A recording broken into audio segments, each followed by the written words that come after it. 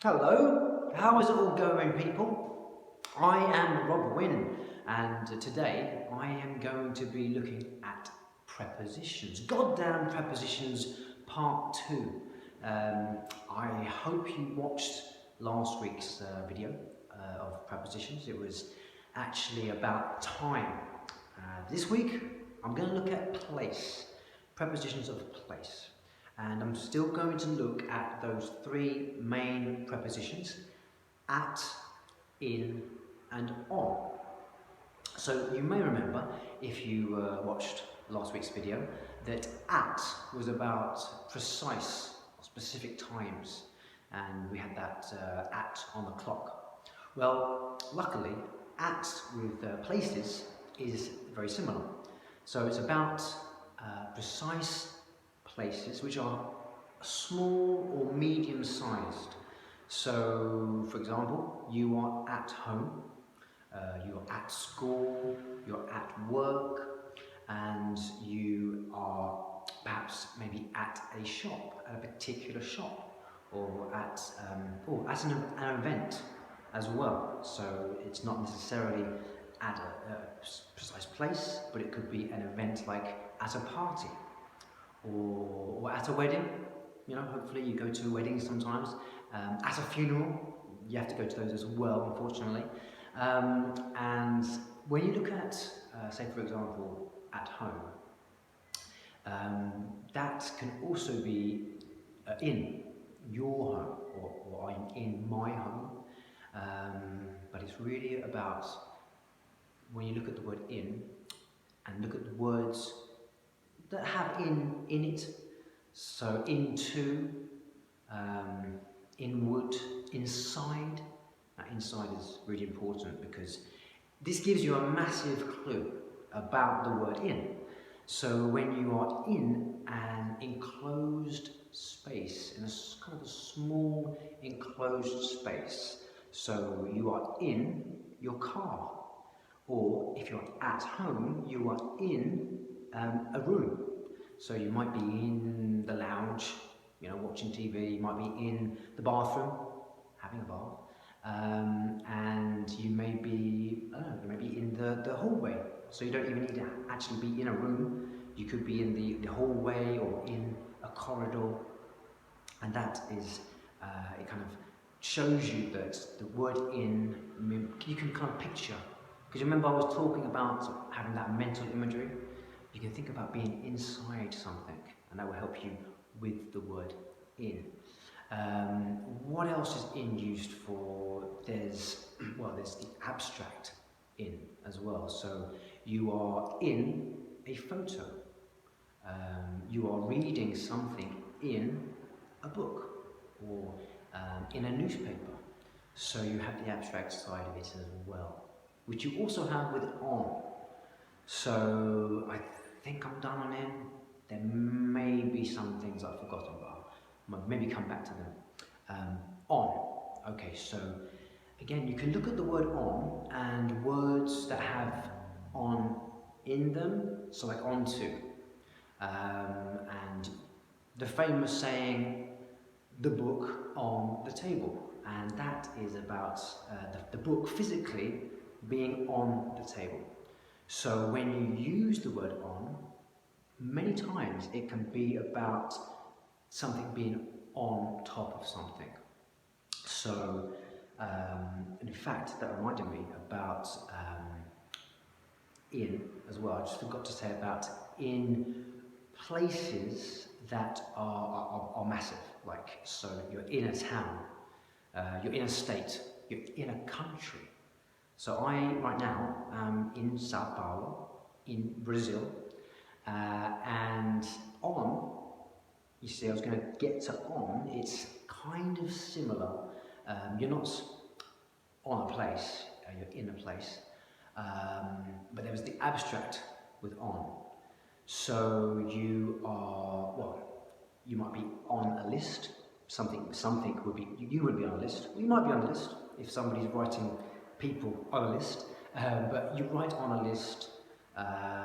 You could be on a farm, you could be on holiday as well, which hopefully you will be soon. And one thing we all know about is online.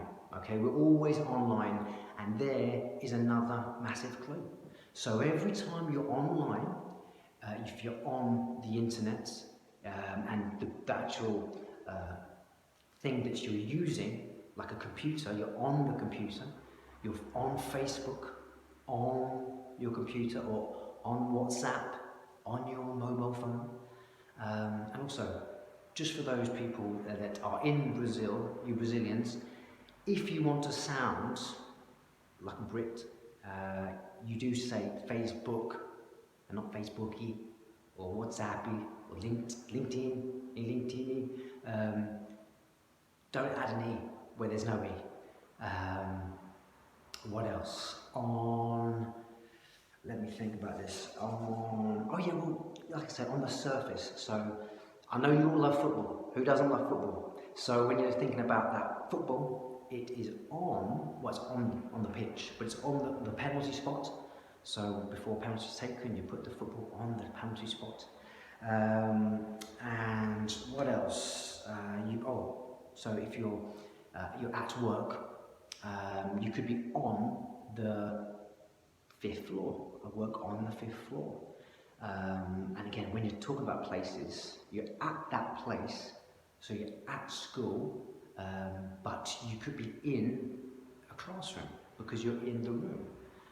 And two specific places actually where you use in rather than at is you're in hospital or you're in prison. Hopefully you're not in prison, but if someone is, they are in prison.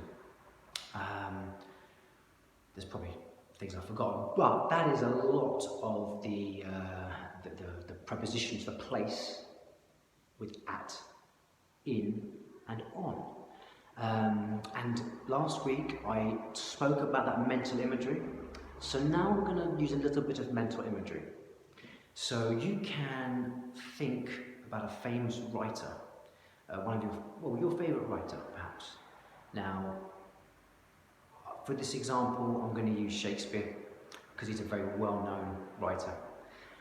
So picture this, picture Shakespeare, back in the day, he's at home.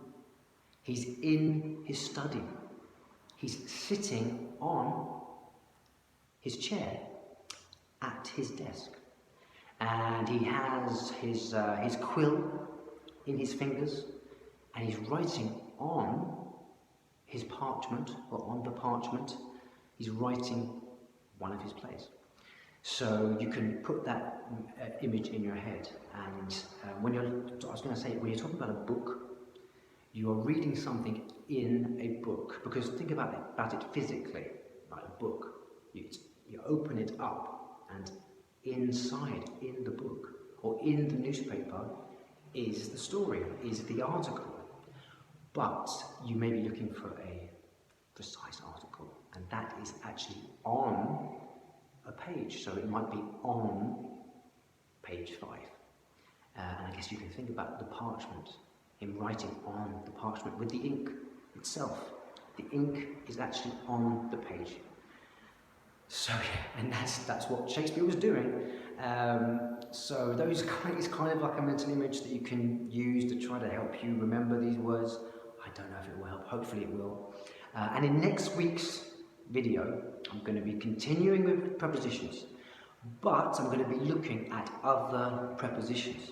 So there's loads of other words that people have difficulty with, and I need your help, okay? I need you to tell me which words, which prepositions that you find difficulty with. Okay, so please send me a message, write down below, and tell me which areas of the prepositions, which words that you find difficult to use, and then I can look at those problems you're having and then be able to do a video next week on your problems. So that's that. I guess that's it for this week. But if you like this post on Facebook or on YouTube, give it a thumbs up and share it, and let people know. That's it. And please follow me if you haven't already. YouTube is really low. I've got like almost 500 on Facebook, which is great. And they're not all my English friends. Some of you are from abroad that need the help. But YouTube, I think I've got like 14 followers. That's crap. So please, if you haven't followed me on YouTube, please do. And on Instagram as well, on my new page. That's growing slowly, but all of the information is down below, so you can check it out and follow. So listen, have a fantastic week, and I will see you next week. Bye bye.